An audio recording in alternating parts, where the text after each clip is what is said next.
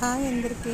Half KG చికెన్ని ఈజీగా fry చేసుకోవడానికి కావాల్సిన పదార్థాలని ప్లేట్లో చూపించానండి. ఆ పదార్థాలు ఉల్లిపాయలు తప్పితే మిగతావన్నీ వేసేసి చికెన్ని మ్యారినేట్ చేసి అరగంట పాటు ఫ్రిడ్జ్లో పెట్టండి.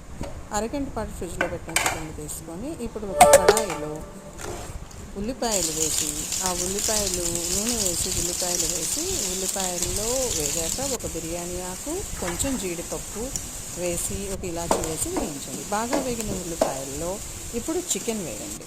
ఈ చికెన్ వేసి ఒక చిన్న గ్లాసు నీళ్ళు అందులోనే పోసి చికెన్ని బాగా ఉడకనివ్వండి. నీరంతా ఇంకిపోయేలాగా మధ్య మధ్యలో తరుపుతూ ఉడకనివ్వండి.